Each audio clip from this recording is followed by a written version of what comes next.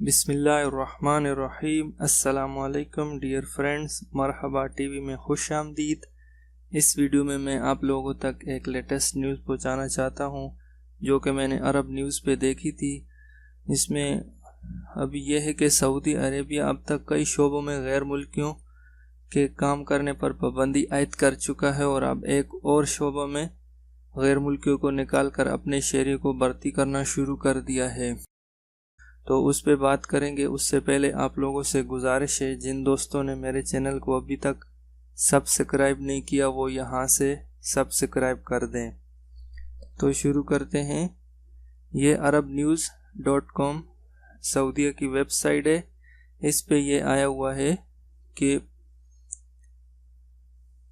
Public transport کے شعبے سے غیر ملکیوں کو فارغ کر کے دیگر اقدامات کے ذریعے 1,67,000 سعودی شہریوں کو نوکری دی جا چکی ہے۔ پبلک ٹرانسپورٹ میں سعودی حکومت نے ڈرائیورز کی نوکریاں صرف سعودی شہریوں کے لیے مختص کر دی ہیں۔ اب پبلک ٹرانسپورٹ شعبہ میں غیر ملکی ڈرائیور کی نوکری نہیں کر سکتے۔ پبلک ٹرانسپورٹ کمیشن کے سربراہ ڈاکٹر رومیہ بن محمد الرومیہ کا کہنا ہے کہ ان اقدامات سے قبل اس شعبہ میں سعودی شہریوں کی تعداد 10% تھی، جو اب بڑھ کر 95% ہو گئی ہے۔ اس وقت شعبہ میں 22 سال سے 25 سال کی عمر کے ڈرائیوروں کی تعداد 25,000 سے 156 ہو چکی ہے۔ بس سعودی گورنمنٹ کی یہی کوشش ہے کہ اس شعبہ میں بھی زیادہ سے زیادہ سعودی لوگوں کو نوکریاں ملنی چاہیے۔